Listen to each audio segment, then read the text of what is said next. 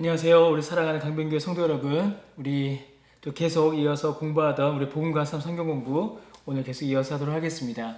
오늘은 이제 파트 2 복음이 사람의 마음을 어떻게 변화시키는가 중에서 챕터 3 우상 숭배에 대한 내용을 우리가 함께 살펴보겠습니다. 우리가 이 책을 처음 시작할 때 말씀드렸던 것처럼 이 팀 켈러는 이 우상 숭배에 대해서 아주 탁월한 이해를 보여줍니다. 이 내용을 통하여서 우상 숭배가 무엇인지 그 내용들을 하나하나 우리가 좀 자세히 살펴보도록 하겠습니다. 아마 우리 신앙에 있어서 많은 부분들이 이 우상 숭배에 부딪히지 않을까 싶습니다. 먼저 우리 오늘은 3과의 홈스터디 먼저 우리가 함께 보도록 하겠습니다. 우리 책을 보실까요? 책을 보시면은 책에서 63페이지입니다. 63페이지에 있는 우상 숭배 가장 근본적인 죄에 대한 내용을 우리가 오늘 함께 보도록 하겠습니다. 63페이지부터 보겠습니다. 성경을 주의 깊게 살펴보면 우상 숭배는 머나먼 나라에서 일어나는 신상 숭배와 같은 유치하고 단순한 것이 아니라는 점을 알 수 있습니다. 그것은 불신앙을 묘사하는 주요 범주인데 개인 심리, 사회 환경, 비가시적 세계 가운데 일어나는 동기부여의 복합적 양상들을 설명하는 섬세한 개념이다. 이렇게 설명합니다. 좀 어려운 말이지만은 여러분 이거 아주 중요한 말입니다. 우상 숭배라는 말은 우리가 이제 익히 알듯이 그냥 신상을 하나 만들어 놓고 그 앞에 절하고 비는 그런 정도의 일이 아니라는 것이죠. 그것도 물론 우상 숭배이지만 우상 숭배는 불신앙, 하나님을 믿지 않는 상태에 대한 묘사입니다. 더하여 아주 중요한 말이 나오는데 동기부여의 복합적 양상이다 라는 말이 있어요.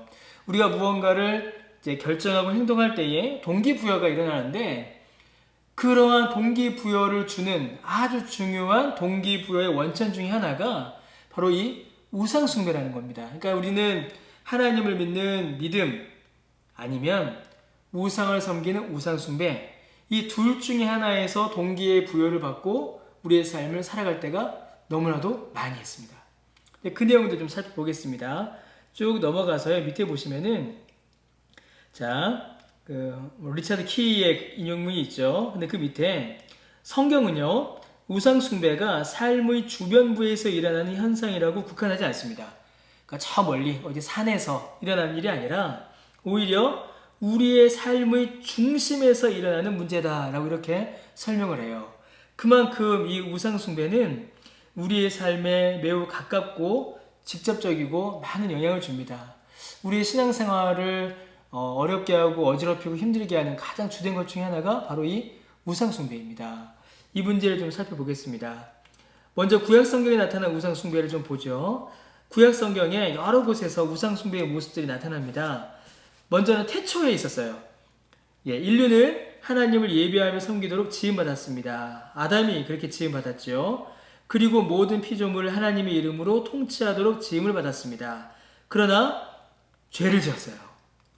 바울은 인류의 타락을 죄로 요약할 때에 우상 숭배의 용어로 묘사합니다. 사람이 하나님을 영화롭게 하기를 거부하였다라고 말해요. 즉 하나님 대신에 다른 피조물의 일부를 선택하였다. 자, 보시면요. 하나님께서 아담을 지을 때에 아담아 너는 하나님을 섬겨라. 하나님의 말씀을 따라서 만물을 다스려라. 이것을 통하여서 하나님께 영광을 올려드려라. 하나님을 영화롭게 해라. 이렇게 지으셨죠. 이게 바로 원래 설계된 질서입니다. 하나님께서 사람을 만드신 질서예요. 그런데 인류는 피조물을 예배하고 섬겼으며 피조물이 우리 위에 군림하는 일이 벌어지고 말았습니다. 곧 아담이 자기 자신을, 피조물인 자기 자신을 하나님보다 위에 놓아버린 거죠. 하나님과 같아지려고 하고 하나님의 뜻을 어기기 시작한 겁니다. 여기에서부터 우상숭배가 시작해요. 그러니까 태초에 하나님께서 만드셨던 창조의 질서를 어기고 사람이 하나님이 아닌 다른 것을 영화롭게 하고 하나님의 말씀이 아닌 다른 것에 의해 살아갈 때 그것이 벌써 우상숭배인 것입니다. 자, 율법은 우상을 금하고 있죠. 모세 시대에 있어서 가장 큰 죄는 황금 송아지를 만든 일이었습니다. 십계명에서 첫 번째 계명은 다른 신들을 예배하는 것을 금지하고요. 두 번째 계명은 하나님을 자신이 인간이 원하는 어떤 모습으로 형상화해서 우상 숭배적으로 예배하는 것을 금하는 것입니다. 자, 이 부분은 우리가 나중에 선지서를 볼 때 한 번 더 나오는데요. 그때 자세히 한 번 더 다루겠습니다. 하나님께서는 율법을 주실 때에 그 율법의 가장 기본적 법칙은 우상 숭배를 금하는 것이었습니다. 하나님만을 예배하고 하나님께서 허락하신 방식대로 예배하고, 이 두 가지가 하나님께서 주신 십계명의 첫 번째 원칙이죠. 출애굽기 20장에서 23장에서는 하나님의 언약을 위한 행위가 주어진 후에 다른 신들과 언약 맺는 것을 금합니다. 왜냐하면 그것이 올무가 되기 때문이죠. 다른 신들을 예배하는 것이, 우상을 섬기는 것이 올무가 된다. 곧 사람에게 전혀 유익이 되지 않는다는 것입니다. 여러분, 우리는 하나님을 예배하거나 아니면 피조된 무엇, 우상을 예배합니다. 이게 인간의 본성이에요. 본성적으로 인간은 신을 찾습니다. 이게 이제 칼빈은 종교의 씨앗이라고 했지요. 그래서 우리 안에 있는 그 종교성이 하나님을 향하여 바르게 가면 좋은데, 이것이 왜곡되고 굴절되고 이것이 죄로 인해서 타락하면서 하나님이 아닌 우상을 섬기게 된다는 겁니다. 그러니까 인간은 본능적으로 신을 찾고 하나님을 찾지 못할 때는 우상을 섬겨요. 그러니까 율법을 주신 그 본래의 목적, 율법과 완전히 어긋나 버리는 거죠. 그러니까 모든 사람은 이미 죄를 지은 것입니다. 자, 또 루터는 이렇게 말했습니다. 하나님을 신뢰하지 않는 사람들은 첫 계명을 지키지 않는 것 같다. 모든 일과 고난 또는 삶과 죽음 속에서 하나님의 은총과 은혜와 선하신 뜻을 신뢰하지 않는 사람들은 다른 것들이나 자신의 것들에서 하나님의 은총을 구한다. 즉 이러한 행위는 실제적 우상 숭배이다. 이 말은 매우 중요한 말입니다. 곧 하나님의 사랑을 전적으로 의지하지 않으면, 하나님의 은혜와 선하신 뜻을 전적으로 신뢰하지 않으면 하나님과 거래를 한다는 거죠. 그러니까 지금 루터는 이제 카톨릭, 로마 천주교와 이제 대립을 하고 거기에 대해서 이제 논박을 하는데, 지금 카톨릭 교회, 그러니까 천주교, 중세 천주교회가 했었던 우상 숭배의 모습을 말하고 있는 거예요. 하나님께 전적으로 의지하고 하나님을 신뢰하기보다는 내게 있는 것 혹은 다른 물건을 하나님께 드림으로 하나님의 은총을 구한다. 이건 여러분 뭐겠습니까? 하나님을 믿는 것이 아니라 그 우상을 믿는 거죠. 하나님도 이걸 드리면 나에게 주실 수밖에 없어. 이건 여러분 신앙, 기독교라는 이름에서 이루어지는 실제적 우상 숭배입니다. 여러분, 이런 일들이요 오늘날 우리에게도 일어납니다. 예, 일어나죠. 내가 하나님께 이것을 바치면, 내가 이러한 일들을 하면 하나님께서 주지 않으실 수가 없어. 반드시 하나님께서 주실 거야. 여러분, 이렇게 믿고 만약에 하나님께 드리고 이렇게 믿고 한다면 하나님을 믿는 것이 아니라 내가 드리는 그것을 믿게 되는 겁니다. 우상 숭배가 되는 거죠.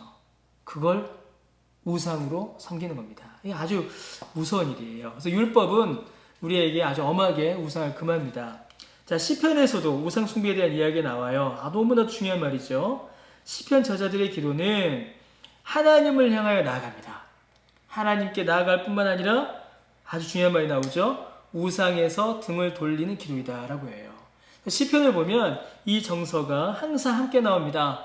눈을 들어 하나님을 바라봅니다. 하나님께 향합니다가 있고, 또 우상은 더 이상 나의 힘이 아니니 저 우상을 내가 섬기지 않습니다. 우상으로부터 등을 돌려 하나님께로 나아가는 것, 이게 바로 시편에 나오는 아주 많은 기도입니다. 시편 24편 3절과 4절에 있죠. 깨끗한 손과 해맑은 마음을 가진 사람, 헛된 우상에게 마음이 팔리지 않고 거짓 맹세를 하지 않는 사람이 하나님께로 간다 라고 이렇게 노래합니다. 그러니까 시편도 우상으로부터 등을 돌려야 하는 것을 우리에게 알려주고 있어요.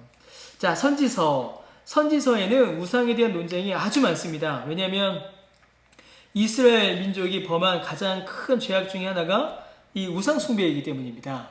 하나님을 버리고 우상을 섬긴 이스라엘 민족을 향하여서 경고했기에 선지서에는 이 우상 숭배에 대한 논쟁, 우상에 대한 논쟁이 굉장히 많이 나와요. 자, 이사야, 에레미야, 그리고 에스겔은 우상 숭배에 대하여 엄청나게 논쟁합니다. 첫째, 그들은 우상이란 헛되며 아무것도 아니며 무능함을 선포합니다. 사실이죠. 하나님과 비교하는 겁니다. 이스라엘이 우상을 의지하였지만 그들이 의지한 우상은 헛되고 아무것도 아니고 무능하다. 그러면은 하나님은요, 진실되시고 참이시고 전지전능하시다. 이 사실을 함께 이야기하는 겁니다. 우상은 인간이 만든 사물에 불과하고 인간의 손으로 지은 것이다. 그러므로 여러분, 이 말이 아주 중요한 말입니다. 우상은요, 인간이 자기 형상대로 지은 겁니다.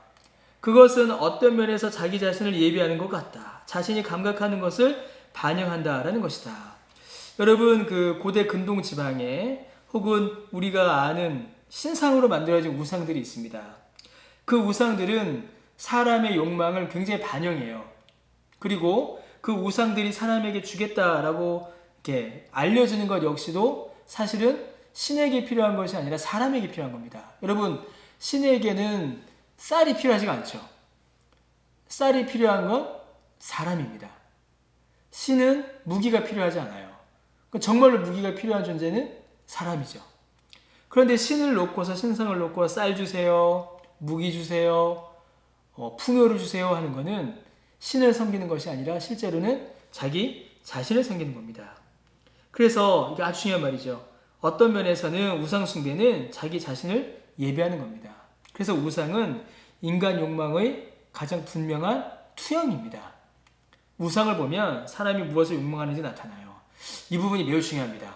왜냐하면 오늘날 우리가 신상을 만들지 않을 뿐이지 오늘날도 우리는 우리의 욕망을 투영한 우상을 만들어내고 있기 때문입니다. 선지자들이 지적하였던 우상의 모습이 오늘날도 그대로 나타납니다. 자, 둘째, 우상은 영적으로 위험한 세력이다. 영적인 존재다라고 섬기는데 실제로는 영적으로 어떤 유익도 주지 않는 게 우상입니다. 역설적인 게 몇 가지가 있어요. 우상은 힘이 없기 때문에 힘을 더하려고 한다. 힘이 없으니까 힘을 가지려고 하죠. 어떤 종교적 체계를 통해서. 그래서 우상을 통해서 힘을 얻으려 할수록 우상은 오히려 우리의 힘을 더 빠지게 합니다. 여러분, 이게 뭘까요? 자, 어떤 신상이 있어요. 일반적인 우상 숭배입니다. 그럼 신상을 만들면 아무것도 아닌데 그 신상으로부터 힘을 얻기 위하여 그 신상의 기분, 그 우상의 기분을 맞추어줘야 돼요. 우상이 원하는 걸 바쳐야 합니다. 그 우상이 원하는 걸 바치려면 뭘 바쳐야 됩니까? 돈을 바쳐야 되고 정성을 바쳐야 되고, 정성이라고 하죠. 정성을 바쳐야 되고 재물을 바쳐야 돼요. 그럼 계속 바치면 바칠수록 나는 어떻게 될까요? 힘이 빠지게 되죠. 영적인 면, 정신적인 면도 마찬가지입니다. 2번, 우상은 마음과 생각에 심각한 영적 어둠을 가져오고, 3번, 우상 숭배자들은 거짓의 거미줄에 미혹될 수밖에 없죠. 왜요? 아무리 바쳐도, 아무리 빌어도 아무것도 받을 수 없기 때문입니다. 그러니까 우상 숭배는 만족을 경험할 수가 없어요. 항상 지치고, 항상 힘이 빠지고, 항상 낙심합니다. 자, 요만한 걸 바쳤어요. 그래서 돌려받습니다. 기쁘죠? 더 큰 걸 받고 싶어요. 그 더 큰 걸 바쳐야 합니다. 계속 더 큰 걸 바쳐야 돼요. 자, 요만큼 바쳤습니다. 못 받았어요. 낙심했습니다. 낙심했어요. 실망합니다. 자, 그럼 어떻게 될까요? 내 정성이 부족하니 더 바쳐야죠. 그런데도 못 받아요. 그럼 어떻게 될까요? 아직도 부족하니 더 바치는. 그러니까 우상 숭배는 계속해서 사람을 지치게 하고 힘들게 합니다. 헛된 욕망 속에서 사람을 헤어나오지 못하게 하는 것. 그게 우상 숭배입니다. 자, 셋째, 우상은 포로를 만듭니다.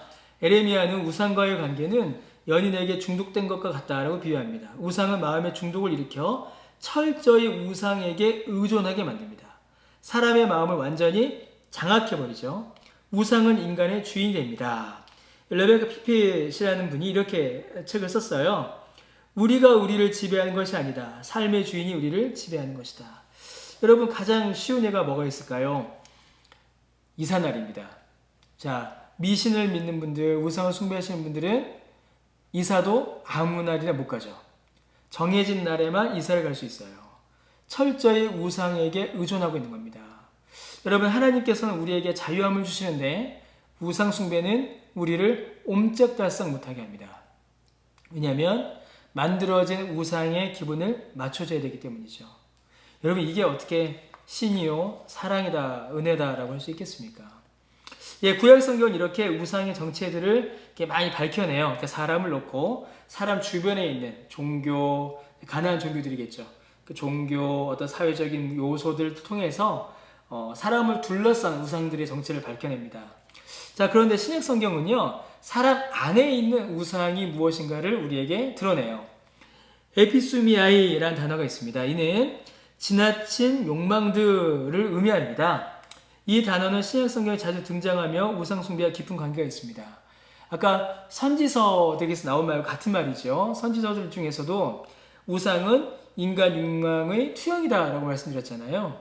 똑같습니다. 신약 성경도 인간 안에 있는 욕망을 끄집어내어서 그것이 인간에게 어떤 우상이 되는가를 알려줍니다.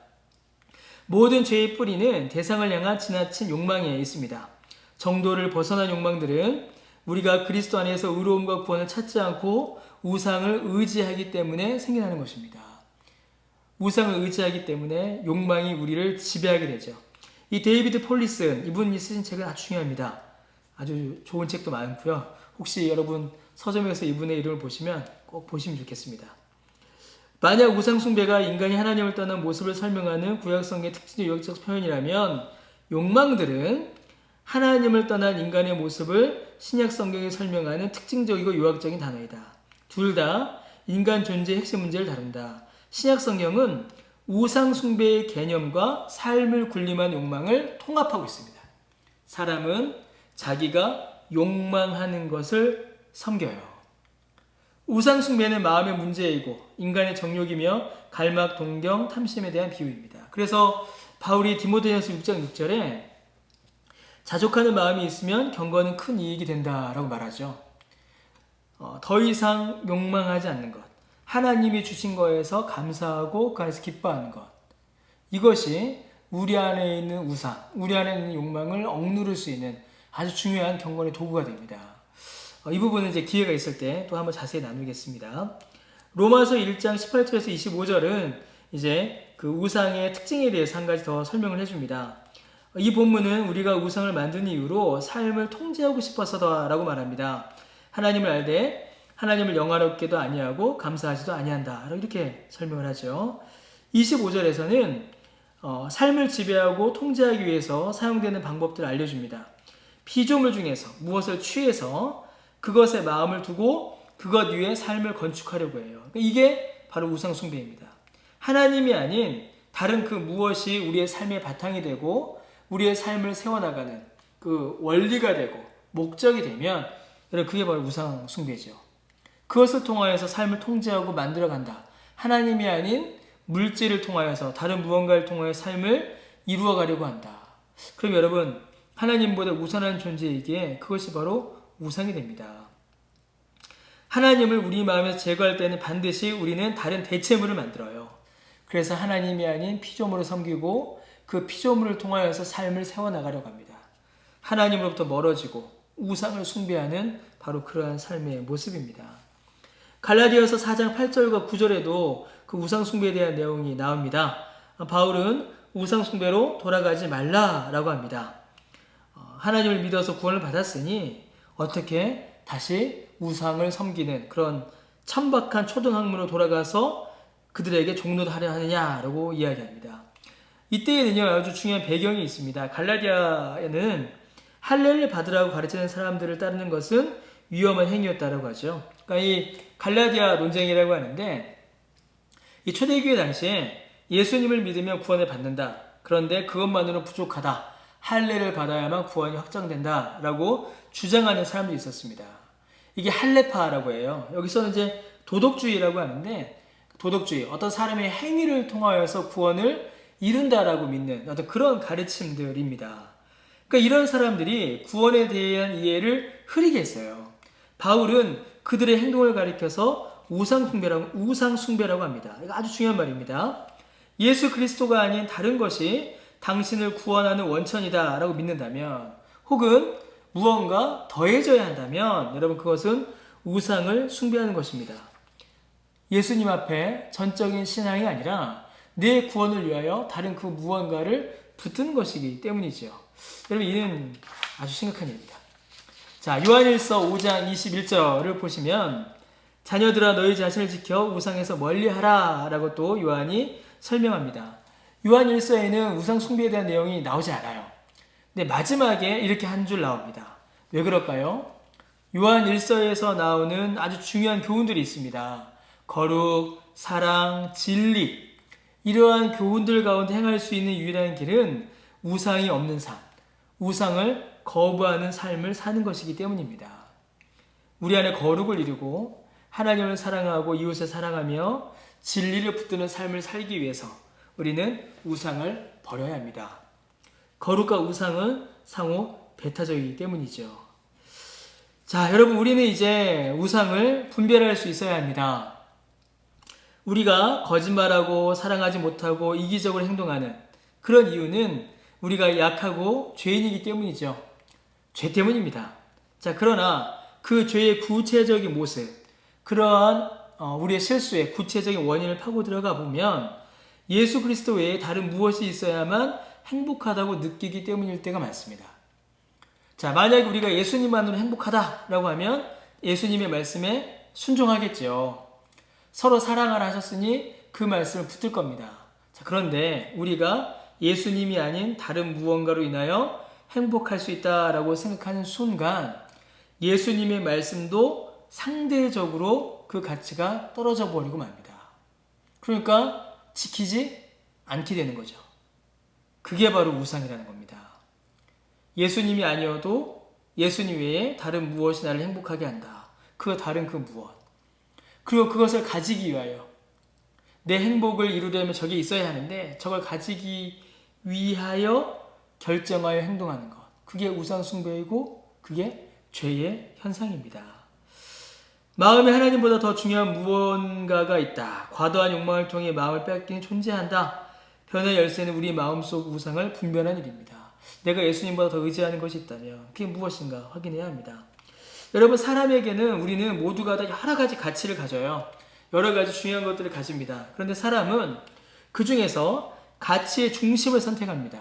우선순위라고 하죠. 가장 중요한 것이 무엇인가? 가치의 중심을 택해요. 그리고 그것을 기준으로 하여서 다른 것들을 판단합니다.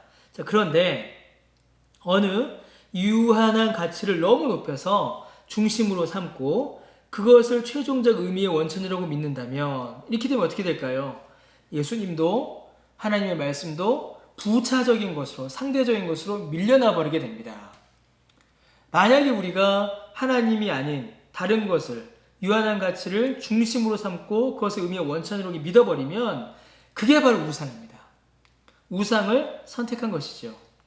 유일한 가치일 뿐인데 그것 없이는 삶을 즐겁게 살 수 없다라고 본다면 우상을 가진 것입니다. 일반적으로 우상은 자체가 우상이 되기도 하지만 다른 우상을 섬기는 수단이 되기도 합니다. 돈은 우상인데 이 돈으로 말미암아 다른 우상을 살려고 하죠. 그만큼 여러분 우상은 늘 우리의 삶 주위에 있고 늘 우리와 가깝게 있으며 우리를 혼돈에 빠뜨립니다. 자, 그러면 어떤 우상들이 있는가? 여러분 아마 놀라실 겁니다.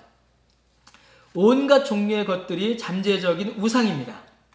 우리가 충성하는 대상이 우리를 하나님께 불순종하게 만들 때 그것은 바로 우상이 됩니다. 우상은 물체, 재산, 사람, 활동, 역할, 제도, 희망, 상사의 의견, 영웅, 우리 주변의 모든 것들, 하나님을 밀어나고 내 중심을 차지하는 그 모든 것들이 여러분 우상일 수 있어요. 여러분 이거 너무나도 중요합니다. 때론 일이 우리의 우상이 될 수 있습니다. 하나님께서 명령하셨으나 그것이 우선순위를 차지하여 모든 것을 배타적으로 밀어내버린다면 그건 우상이 되겠죠. 가정도 우상이 될 수 있어요. 하나님께서 제정하신 제도이지만 가족에 대한 집착이 너무 커져서 다른 사람을 향해서 악을 행하거나 하나님을 미워한다면 우상이 되겠죠. 인정받는 것도 맞습니다. 하나님께서 우리에게 허락하신 마음의 소망이지만 인정 자체에 함몰되어서 인정받지 못하는 것으로 인하여서 견디지 못하게 된다면 여러분 그것도 우리가 우상에 빠진 겁니다. 자, 다음의 질문들에 한번 답을 해볼까요? 당신의 우상을 분별하기 위한 작업에 도움을 받을 수 있을 것입니다. 여러분이 가장 두려워하시는 것은 무엇입니까? 가장 걱정하는 것이 무엇일까요? 여러분이 가장 두려워 걱정하는 그것이 여러분의 삶을 지금 쥐고 흔드는 겁니다. 그게 뭐죠? 그게 우상입니다. 여러분이 지금 가장 염려하고 가장 걱정하는 것, 여러분 무엇입니까? 한번 살펴보시기 바랍니다.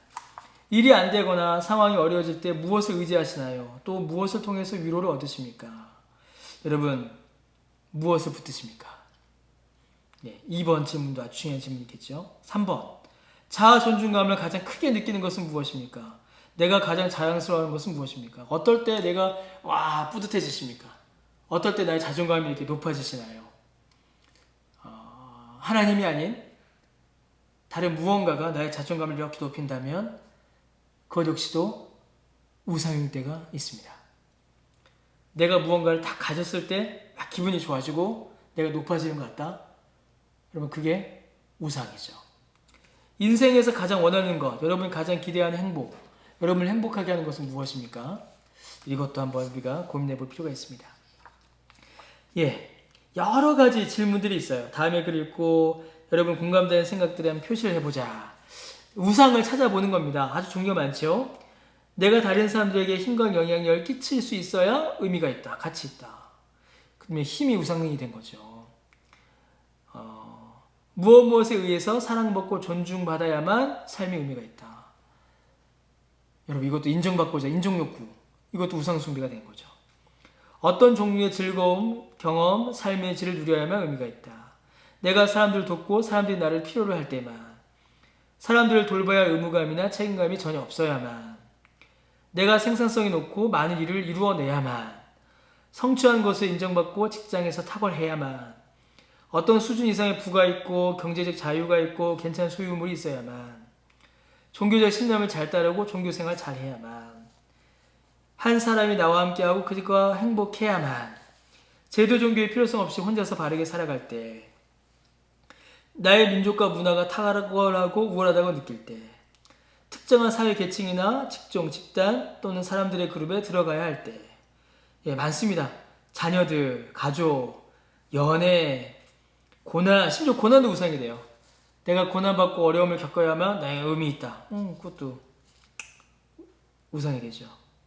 그 다음에 내가 가진 정치적 신념이나 사회적 대의를 통해 발전을 이루고 영향력의 힘을 증가시켜야만, 사상. 오늘날 가장 강력한 우상 중에 하나가 바로 이 정치 사상입니다. 믿음도 신앙도 밀어낼 때가 있어요. 특정한 외모나 체형을 가져야만, 외모 우상이죠. 여러분 이러한 우상들이 우리에게 많이 나타납니다.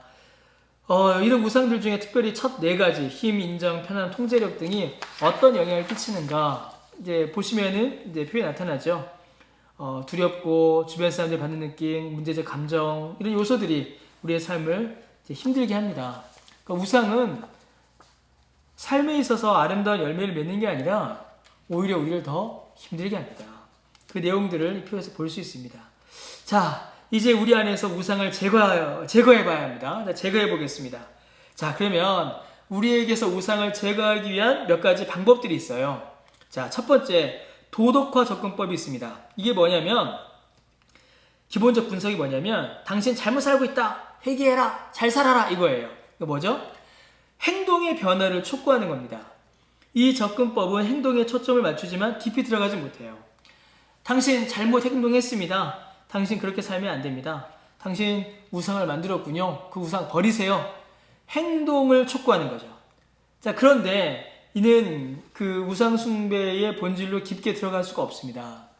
왜냐하면 행동을 바꾸는 것만으로 우상 숭배를 바꾼다라고 말할 수 없기 때문이에요. 훨씬 더 우상 숭배는 깊은 문제입니다. 어떤 행동을 했으면 우리는 그 행동의 이유를 찾아야 합니다. 어떻게 이런 행동까지 왔는가?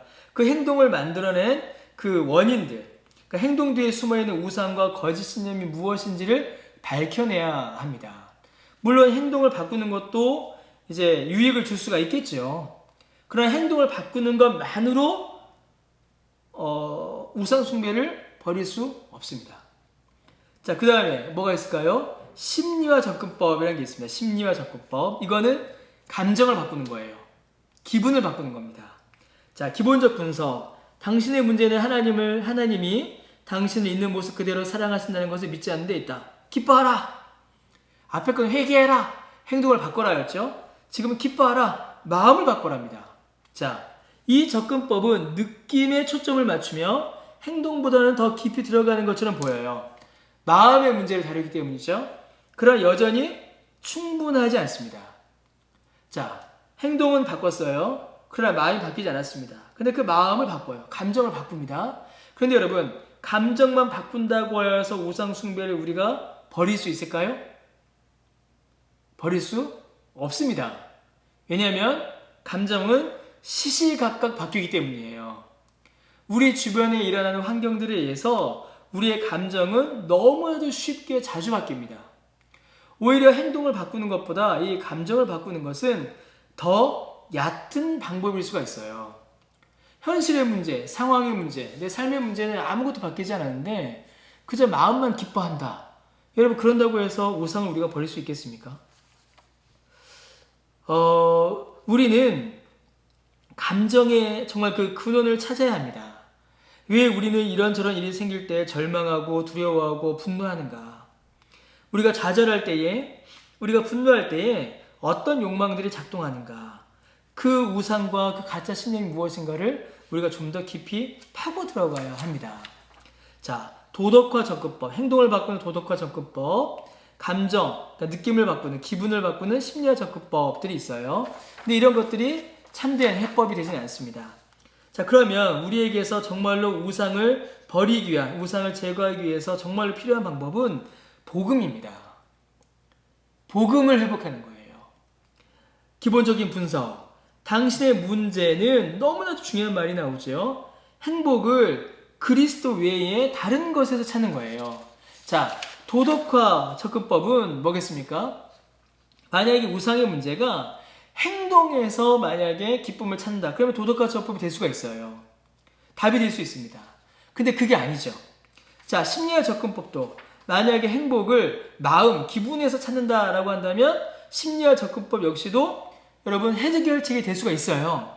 그래서 이 도덕화 접근법과 심리학 접근법은 일반적인 세상에서 말하는 심리학에서 인간의 마음과 행동을 바꾸는 아주 중요한 방법으로 실제로 쓰입니다. 그래서 어떻게 해요? 세상에 많은 처세술에 관련된 책들을 보면 행동을 바꿔라 라고 해요. 행동을 바꿔라. 습관을 바꿔라. 행동을 바꿔라. 그러면 문제가 해결될 것이다. 그 행동을 낳은 근원적인 이유와는 상관없이 행동을 바꾸라라고 하죠. 그리고 또 뭐가 있어요? 기분을 바꿔라라고 합니다. 마음의 자세를 바꿔라라고 해요. 그 마음이 어디에서부터 왔는가를 따지지 않고 그냥 마음만 바꿔라라고 합니다.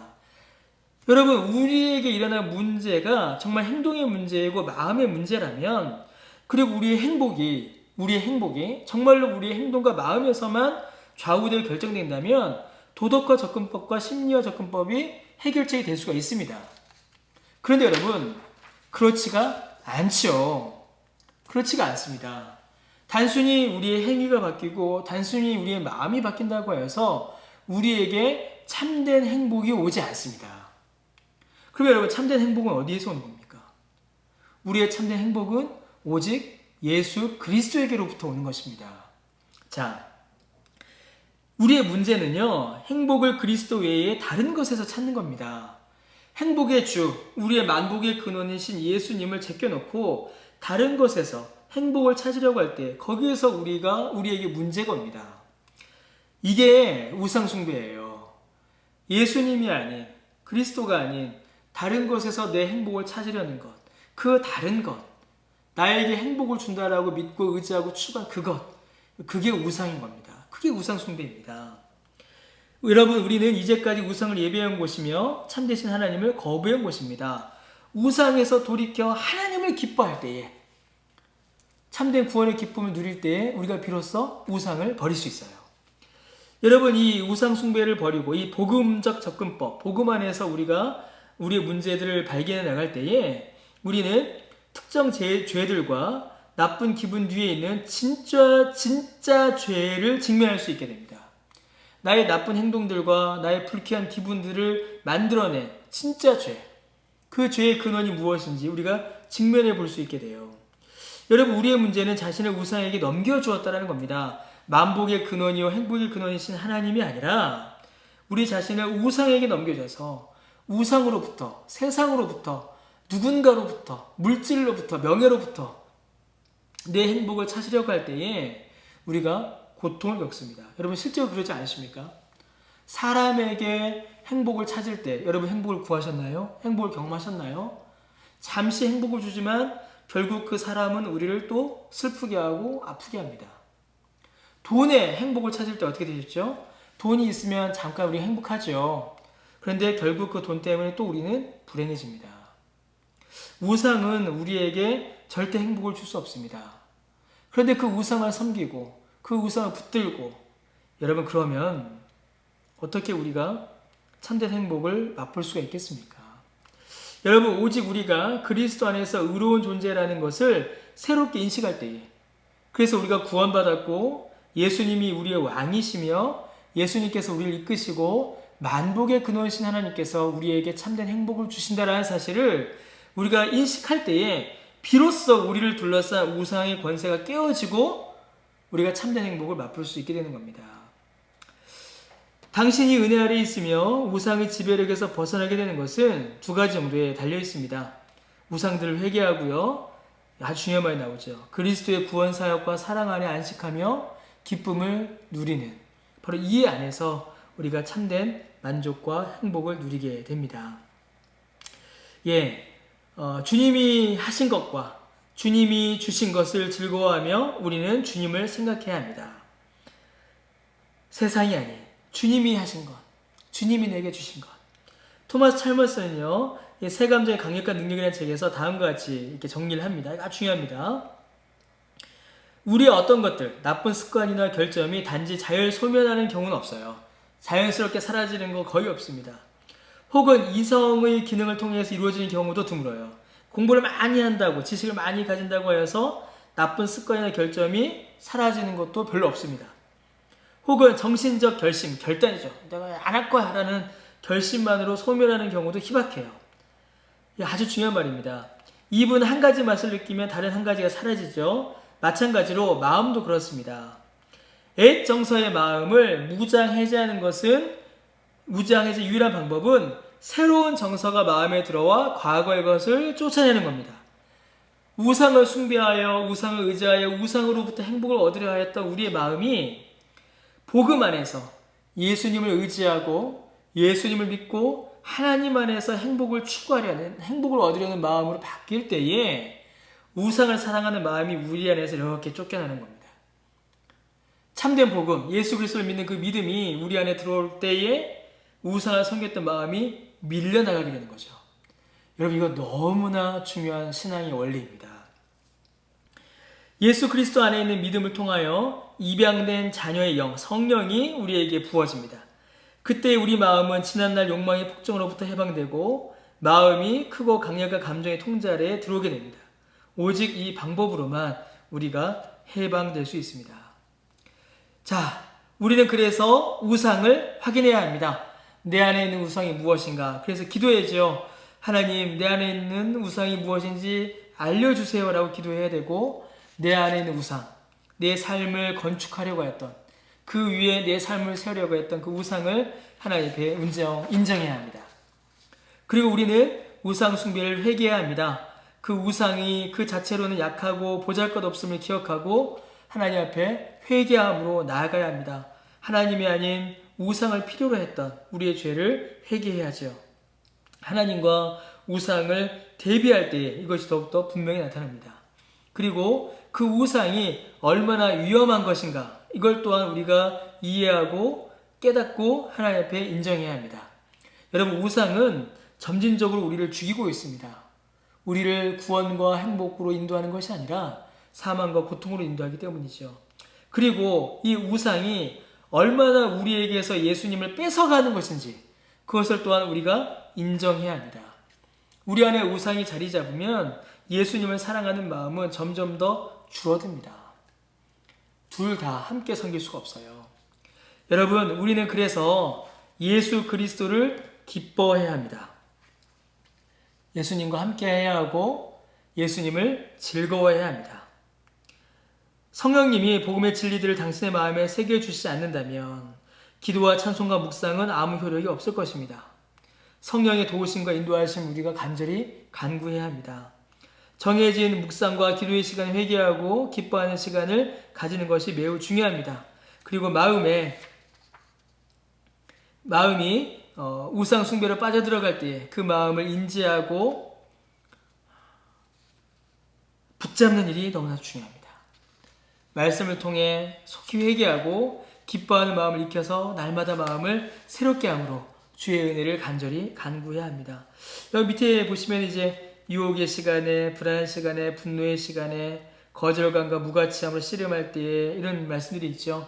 여러분 이 말씀 통하여서 나를 흔드는 우상이 무엇인가를 다시 한번 확인하고 주의 도우심의 은혜를 우리가 간절히 또한 구해야겠습니다. 자, 우상 숭배가 무엇인지 구약 성경과 신약 성경을 통해서 우리가 확인해 봤습니다.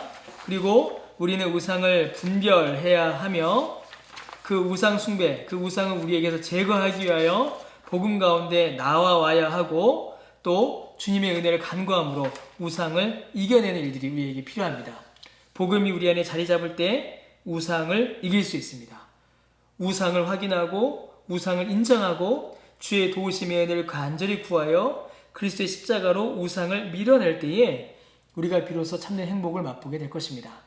자, 그러한 은혜와 그러한 유익을 누리시기를 주님의 이름으로 부탁드립니다. 우리 이제 홈스터디를 마치고 이제 잠시 후에 또 우리 그룹 스터디 내용들 함께 살펴보도록 하겠습니다.